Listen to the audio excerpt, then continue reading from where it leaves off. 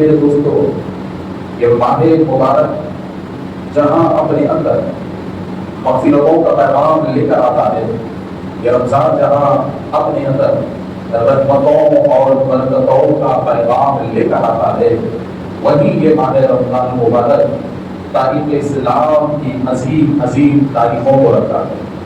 دیکھیے کیسی بڑی بڑی تاریخیں اس اہم تاریخ اس ماہ رمضان مبارک میں ہیں کہ 3 رمضان کو یوم وصال سیدہ کائنات بی بی فاطمہ سلام اللہ علیہا، اور پھر آپ 10 رمضان کو دیکھیے یوم وصال خاتون اول، مومن اول، طاہرہ اول، بی بی ام المومنین سیدنا خدیجہ الکبریٰ، اور پھر اور آ گیا یہ جنگ بدر اسی رمضان میں، فتح مکہ اسی رمضان میں، اور مولا علی مشکل کشا کی شہادت اسی رمضان مبارک کے مہینے میں۔ تو میرے دوستو کئی تاریخی پہلو ماہ رمضان المبارک سے جڑی ہوئی ہیں، تو تاریخ اسلام کی اہم اہم ہستیاں اور اہم اہم شخصیتیں بھی اس ماہ رمضان مبارک میں ہم سے جدا ہوئی ہیں۔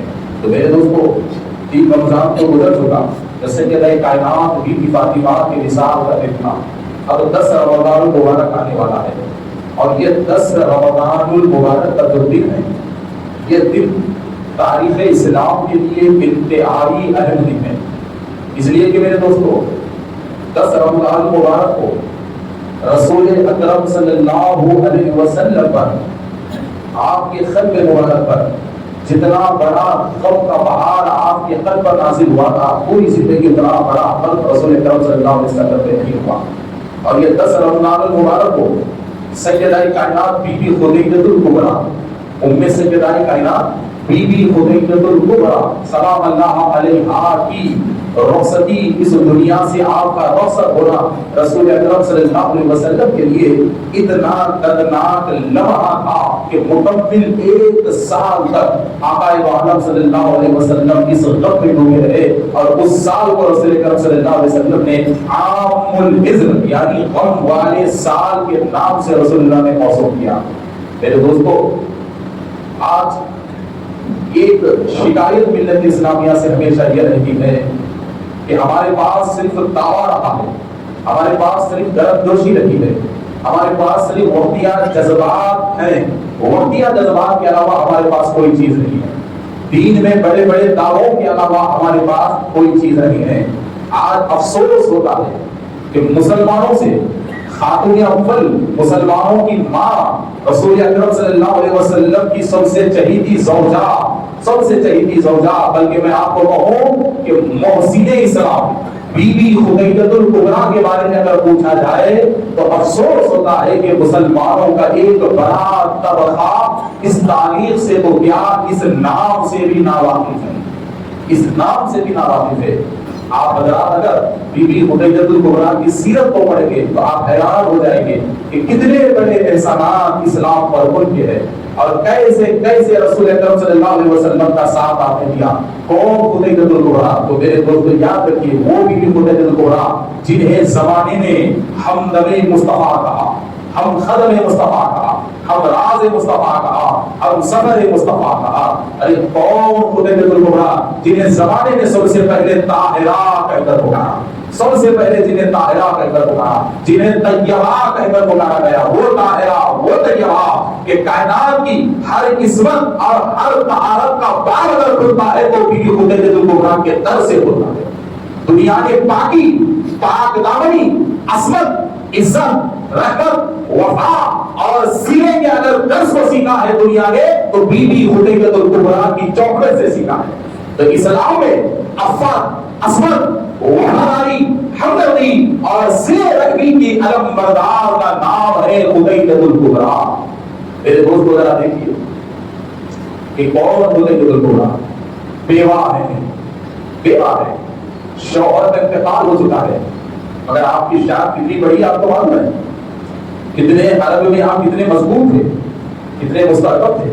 کسی بے سہارا یا کمزور یا ڈری ہوئی یا مجبور وہ لاچار خاتون کا نام خدیجہ نہیں تھا میرے دوستوں، بلکہ اپنے آپ میں مستحکم، دولت میں مضبوط، ہمت میں پکی، وحدانیت سے چور چور اور 4 لوگوں کو پیٹ بھرنے والی خاتون کا نام خدیجہ الکبریٰ تھا. اور پھر آپ کا گھر اور آپ کی چوکھٹ کا لیول کیا تھا؟ اللہ تبارک و تعالیٰ نے آپ کو اتنی دولت دی تھی، اتنی دولت دی تھی، اتنی دولت دی تھی کہ عرب کی کافر بی بی خدیجہ کی گھر کی گلی کا نام لینے کو اپنی عزت سمجھا کرتے تھے. آپ کے محلے کا نام لینے کو وہ اپنی منزلوں کی عزت سمجھا کرتے تھے. ایسا پوزیشن رسول اکرم صلی اللہ علیہ وسلم کے نکاح سے پہلے آپ کا تھا. اور بہت بڑی سرمایہ دار، بہت بڑی تاجر، مصر، حبشہ، شام جیسے بڑے بڑے علاقوں میں آپ کا کاروبار چلا کر رہا تھا. اور 100 نوجوان آپ کے تجارتی مال کو سالوں لے جاتے، بیچ کر مکے کو واپس آتے. تو اس زمانے کی بہت بڑی بزنس مین عورت کا نام خدیجہ الکبریٰ، عزت، شرافت اور عظمت میں ممتاز خاتون کا نام بی بی خدیجہ الکبریٰ. اسی لیے رسول اکرم صلی اللہ علیہ وسلم نے فرمایا کہ خدیجہ اپنی دور کی عظمت والی خاتونوں میں ان کا شمار ہوتا ہے. اور آپ نے کہا کہ خدیجہ کی عظمت نرالی ہے، جداگانہ ہے، اور وہ اپنے زمانے کی عظمت والی خاتون ہے. میرے دوستو ذرا دیکھیے کہ ہم مختصر سیدہ بی بی خدیجہ الکبریٰ کی سیرت کی جھلکیوں پر نظر آتے ہیں. کہ سب سے پہلی چیز کہ بت پرستی کے دور میں بت پرستی سے وہ دور تھی. کفر کے دور میں وہ کفر سے دور تھی. آپ کا تجارتی دبدبہ اتنا تھا کہ مکے میں لوگ تو بند کمروں میں بولتے تھے کہ خدیجہ مندر کو نہیں آتی، بت پرستی نہیں کرتی، ان کے گھر میں بت نہیں ہے، وہ آج تک بتوں کے سامنے نہیں آئی. مگر دبدبہ ایسا تھا، عزت ایسی تھی کہ کوئی کھلے عام سامنے نہیں کہتا تھا. اگر کوئی خاتون آپ سے کہتی کہ چلو آج ہم مندر جائیں گے، بت پرستی کریں گے، پوجا کریں گے، تو آپ خود کہتی کہ ہاتھ سے بنائے ہوئے خدا کے سامنے تم کیا جھکتے ہو. بار بار یہ جملہ کہتی کہ جس خدا کو انسان نے بنایا ہے اس کے سامنے تم جھکتے ہو اور پھر کہتے ہو کہ یہ پتھر تمہاری مجبوریوں کو دور کرے گا، یہ بے جان تمہاری مجبوریوں کو دور کرے گا. تو آپ ہمیشہ ایک خدا کا 10 عورتوں کو دیتی، ایک خدا کی طرف بلاتی اور وحدانیت کی طرف آپ لوگوں کو بلاتی. اور اللہ نے آپ کو فطرتاً وحدانیت پہ رکھا تھا.